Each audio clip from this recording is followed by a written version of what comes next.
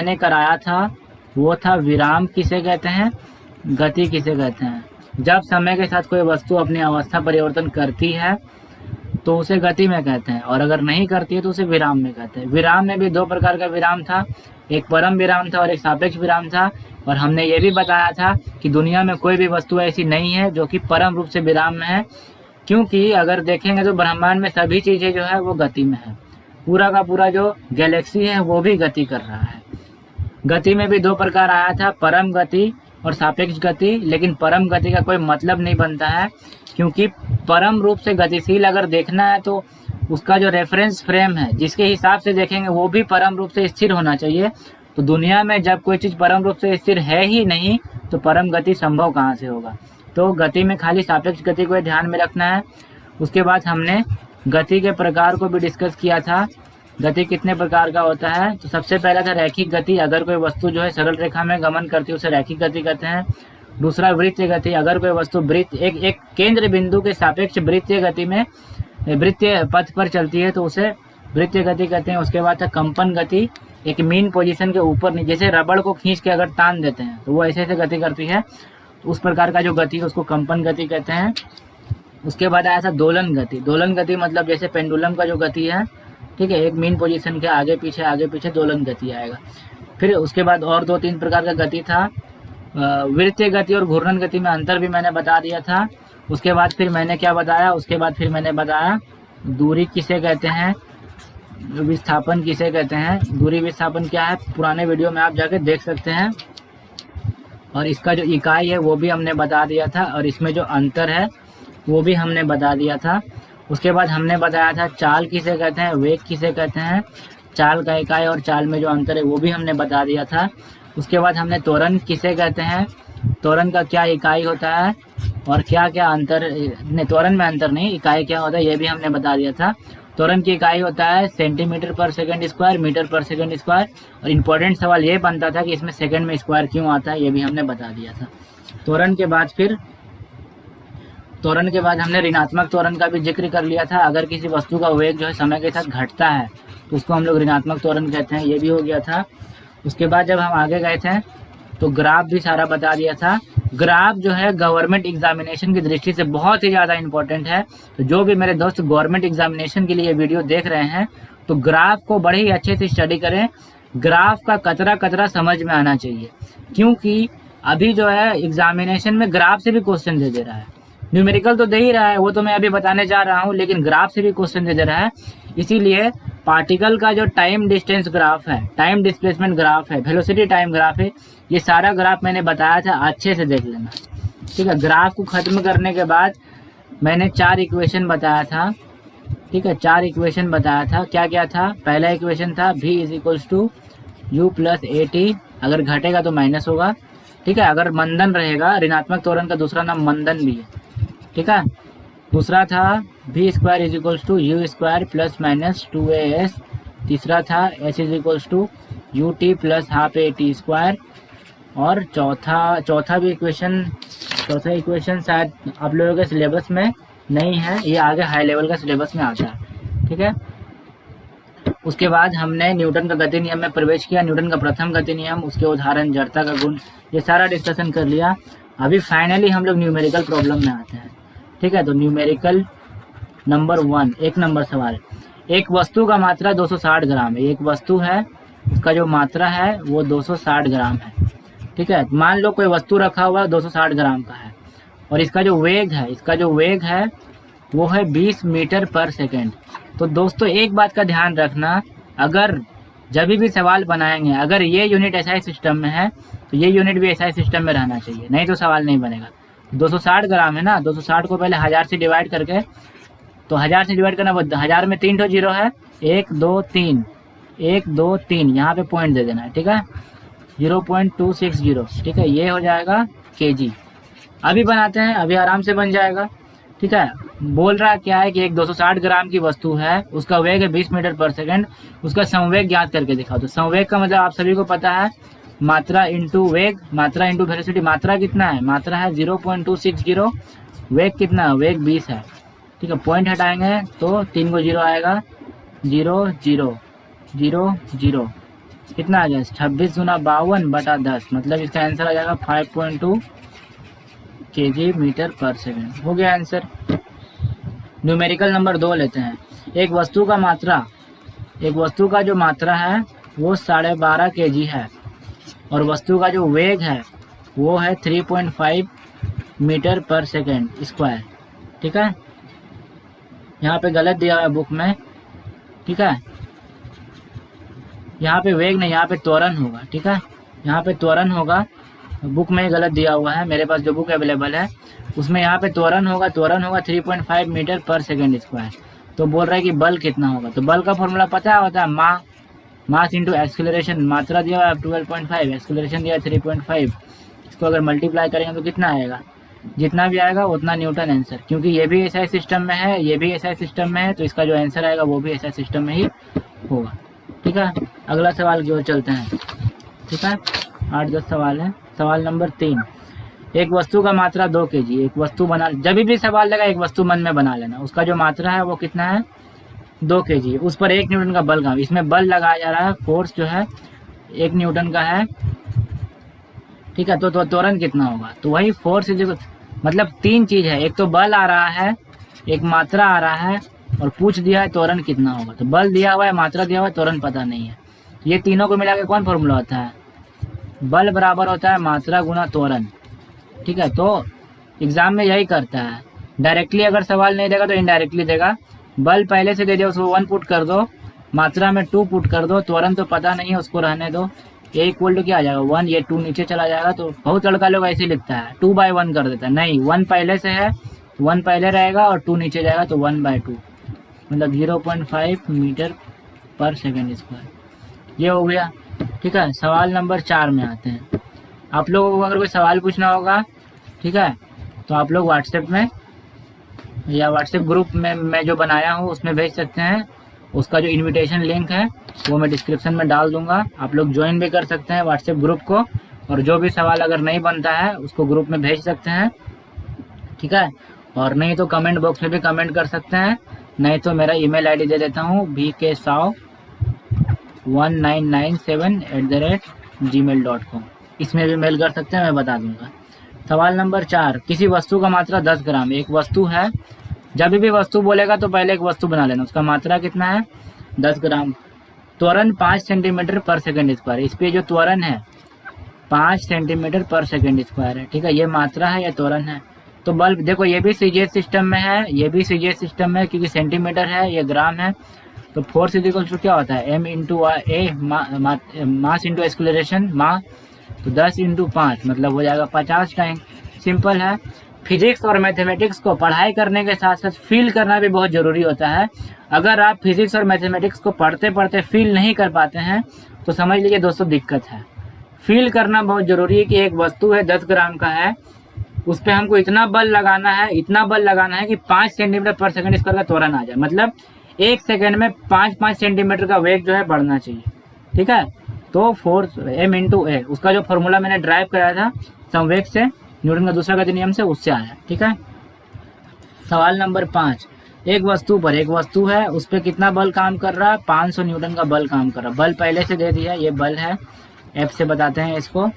और इसका जो त्वरण कितना उत्पन्न हुआ, त्वरण उत्पन्न हुआ 2 मीटर पर सेकेंड स्क्वायर, ये ए है। तो बताना है वस्तु का मात्रा कितना होगा। ऐसा ही करता है, इतना बहुत ही simple. F is equal to क्या होता है, m इंटू ए, एफ की जगह पुट कर दो 500, मात्रा तो पता नहीं है, पता करना है, और ए कितना है 2 है, 2 एकम 2, 250 दूना 500, मतलब m इज इक्वल टू कितना आ गया 250। मात्रा का इकाई क्या होता है, किलोग्राम और ग्राम होता है। ये भी एसआई सिस्टम में, ये भी एसआई सिस्टम में, तो ये भी क्या होगा एसआई सिस्टम में ही होगा, 250 किलो। ठीक है, अभी आगे बढ़ते हैं।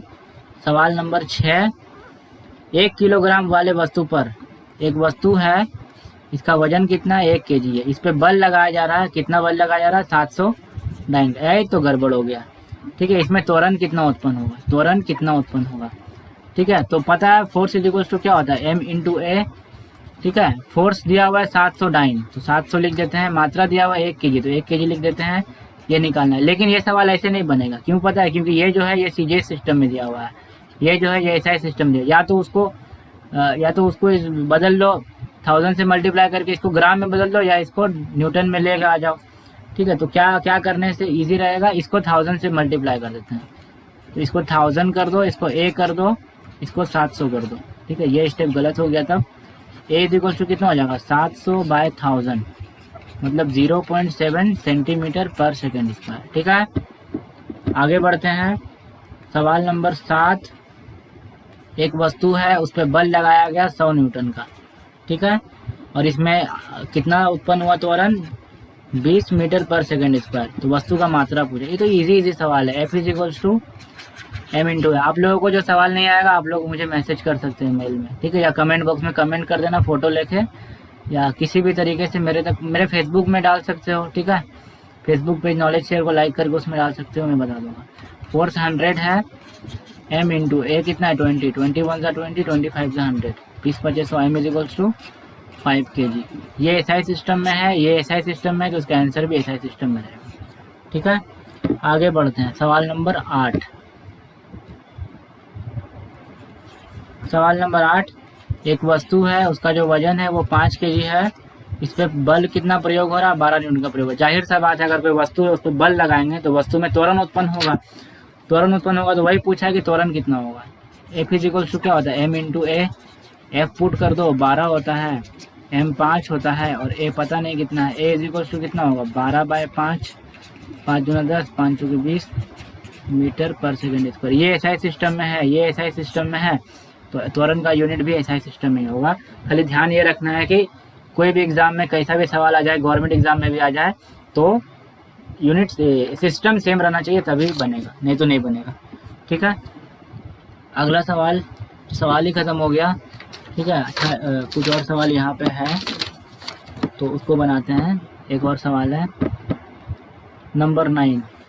ठीक है, एक वस्तु है, इस वस्तु का मात्रा 10 ग्राम है। ठीक है, और इसका त्वरण, इसका मात्रा 10 ग्राम है, और ये त्वरण है। त्वरण मतलब समझते हैं ना, हर सेकंड उसका वेग अगर बढ़ता है, अगर उसका वेग हर सेकंड बढ़ता है तभी बोलते हैं वस्तु त्वरित हो रही है, वस्तु त्वरण कर रही है। ठीक है, 5 सेंटीमीटर पर सेकंड स्क्वायर। इसका मतलब पता है क्या होता है 5 सेंटीमीटर पर सेकंड स्क्वायर, हर एक सेकंड में उसका वेग जो पहले था 5 बढ़ जा रहा। मान लो पहले वेग 20 था, एक सेकंड के बाद 25 होगा, फिर एक सेकंड के बाद 30 होगा, फिर एक सेकंड के बाद 35 होगा। तो त्वरण का मतलब ही होता है कि एक सेकंड में वेग कितना बढ़ रहा है, वेग में परिवर्तन की दर। तो बोल रहा है इसमें कितना बल काम कर रहा है। ये भी सीजीएस सिस्टम में, ये भी सीजीएस सिस्टम में कोई प्रॉब्लम नहीं है। बल इक्वल क्या था, माँ 10 इंटू 5 मतलब कितना हो जाएगा 50 डाइन। क्या हो जाएगा 50 डाइन। हो गया आंसर, उतना भी मुश्किल नहीं था। अभी नेक्स्ट सवाल लेते हैं, सवाल नंबर 10 होगा हम लोग का। 5 kg का एक वस्तु है, तो एक वस्तु बना लो, उसका वेट लिख दो, उसका मात्रा लिख दो 5 kg। इस पे एक बल काम कर रहा है, बल है 12 न्यूटन का। अब त्वरण निकालना है, तो त्वरण कैसे निकालेंगे, वैसे ही निकालेंगे जैसे निकालते हैं। F इज इक्वल टू क्या होता है, माँ F 12 हो गया, m तो 5 है, m का जगह 5 पुट करते हैं, a रहने दो। a इज इक्वल टू कितना हो जाएगा 12 बाय 5, डिवाइड कर दो, 5 दूना 10, 5 चौके 20 मीटर पर सेकेंड स्क्वायर। ये ऐसा यूनिट में है, ये ऐसा यूनिट में है, तो ये भी ऐसा यूनिट में होगा। ठीक है, आगे जाते हैं। 11 नंबर में है 10 ग्राम वाले वस्तु पर एक बल कार्य करता है। ठीक है, एक वस्तु है, इस वस्तु का मात्रा जो है वो 10 ग्राम है, और ये वस्तु जो है स्थिर अवस्था में है। वस्तु जो है वो स्थिर अवस्था में है, मतलब इसका जो प्रारंभिक वेग है वो 0 हो गया। अगर कोई वस्तु स्थिर अवस्था में है तो उसका प्रारंभिक वेग जो है वो 0 हो जाएगा। 5 सेकंड के बाद वस्तु का वेग 15 मीटर पर सेकंड हो जाता है। 5 सेकंड बाद, कितना सेकंड बाद, 5 सेकंड। तो t is equal to 5 second हो गया। इसका जो वेग है वो कितना हो जाता है, वेग को भी बताते हैं, वेग हो जाता है 15 मीटर पर सेकंड। ठीक है, प्रारंभिक दिया हुआ है, अंतिम वेग दिया हुआ है, टाइम दिया हुआ है, और वस्तु का मात्रा दिया हुआ है। वो पूछेगा कितना बल लगाया होगा, कितना बल लगाया होगा। ठीक है, तो देखो दोस्तों, ये थोड़ा कॉम्प्लिकेटेड सवाल आपको लग सकता है जो भी साइंस बैकग्राउंड से नहीं है, लेकिन उतना भी मुश्किल नहीं है। हमने बताया था कि संवेग में परिवर्तन की दर को बल कहते हैं। तो पहले का संवेग निकाल लो, नहीं तो ऐसे भी निकाल सकते हैं। m इंटू ए होता है ना फोर्स, तो a को तोड़ दो। a मतलब क्या होता है v minus you by T. त्वरण मतलब क्या होता है, शुरू में 0 वेग था उसका, फिर उसका 15 वेग हो गया, और 0 से 15 होने में समय कितना लगा, 5 लगा। पक्का कितना करके बढ़ा होगा, 3 3 3 3 3 3 5 15। ठीक है, तो इसका हो जाएगा मात्रा को अभी छोड़ के रखते हैं, पहले त्वरण निकाल लेते हैं। 15 माइनस 0/t कितना है, 5 है। तो 15/5 कितना होता है, 3। ये ऐसा यूनिट में है, ये ऐसा यूनिट में है, ये भी ऐसा यूनिट में है, तो 3 मीटर पर सेकेंड स्क्वायर। ठीक है, अभी मात्रा को लिखते हैं। मात्रा 10 ग्राम है ना, तो इधर 10/1000 कर दो। क्यों पता है, 10/1000 इसलिए कर रहे हैं ताकि ऐसा यूनिट में ही कैलकुलेशन हो। इधर साइड में कर लेते हैं, 10/1000 इंटू इधर 3 है ना, मतलब 3/100 मतलब 0.03 न्यूटन होगा इसका आंसर। ठीक है, अभी देखो और पूछा है इसका संवेग कितना होगा, वस्तु का संवेग कितना होगा। तो शुरुआती संवेग तो 0 होगा क्योंकि वेग 0 है, और संवेग का फॉर्मूला होता है मात्रा इंटू वेग। तो इसका मात्रा भले 10 ग्राम है, लेकिन शुरू में जब इसका वेग है ही नहीं, तो मात्रा इंटू वेग जब करेंगे तो मात्रा इंटू 0 हो जाएगा, तो उसका संवेग 0 हो जाएगा। अगर अंतिम संवेग निकालते हैं तो इसको 10/1000 कर दो, पी निकालते हैं, 1000 कर दो इंटू 15 से गुना कर दो, 0 0 खत्म, 5 या 15, अच्छा नहीं काटते हैं। ठीक है, 15/100 आया, मतलब 0.15 kg मीटर पर सेकेंड। ठीक है, यूनिट पे ध्यान देना है। ठीक है, गवर्नमेंट एग्जामिनेशन में मैक्सिमम लड़कों का गलती यूनिट में भी होता है। आंसर तो सही लेके आ जाते हैं, लेकिन उसका यूनिट में जो है वो सोच नहीं पाते, इसीलिए गलत हो जाता है। अभी अगला सवाल पे जाते हैं।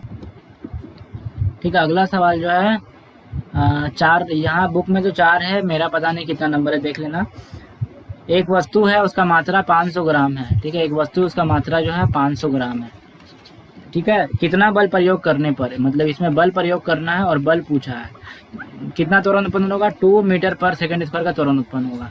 तो देखो ये दिया हुआ त्वरण को ए बोलते हैं और मात्रा को एम बोलते हैं। एम 500 ग्राम है ना, ये एसआई यूनिट में है, इसको भी एसआई में लेके आ जाओ। सेम सिस्टम में काम करना है, 3-4 बातें को दिमाग में रख लो, सेम सिस्टम में काम करना है, सिस्टम से भटकना नहीं है।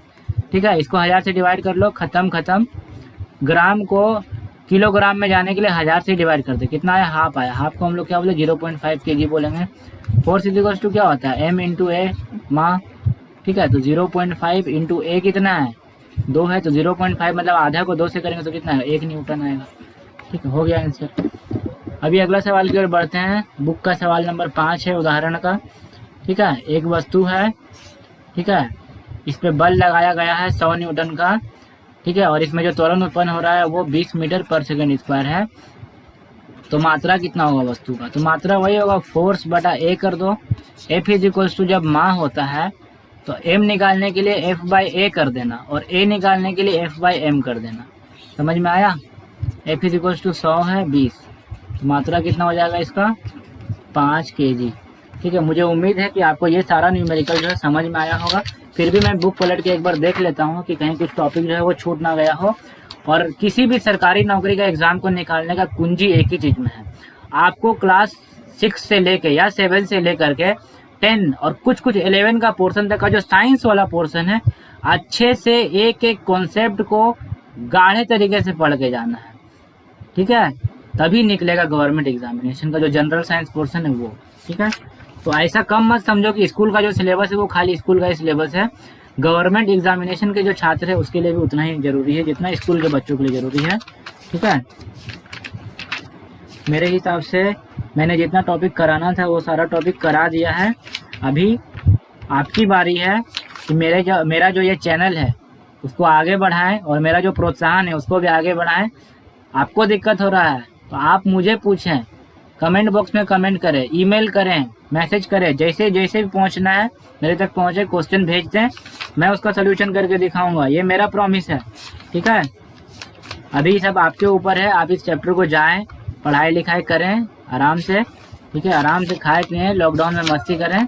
ठीक है, कुछ भी दिक्कत नहीं होगा। मैंने जितना पढ़ाया है लेक्चर को, अगर एक बार मैंने समझ में आता है तो 2 बार देखें लेक्चर को, क्योंकि आसान चीज़ें, मान लो कठिन चीज़ें भी है, उसको बार बार देखने से वो आसान हो जाती है। इसके बाद वाला दिन में हम इसका जो अगला चैप्टर है उसको शुरू करेंगे। ठीक है, तो इसी के साथ धन्यवाद, गुड बाय दोस्तों। अगर ये वीडियो आपको अच्छा लगा तो इसको लाइक करें, अपने दोस्तों के साथ शेयर करें, मेरे चैनल को सब्सक्राइब करें और मेरा प्रोत्साहन को आगे बढ़ाएं, क्योंकि आपका एक एक लाइक करना हमको अच्छा लगता है, हमको लगता है कि हम अच्छा पढ़ाए हैं। आपका सब्सक्राइब करना मेरा कॉन्फिडेंस को बढ़ाता है कि मैं एक दिन में 2 नहीं 4 वीडियो बनाऊं और कुछ अच्छा करूं। लेकिन अगर आप लोग इसको स्टॉप कर देंगे तो फिर मेरा मन भी टूट जाएगा। इसीलिए हाथ जोड़ के आप सभी से विनती है, चैनल को आगे बढ़ाएं। धन्यवाद।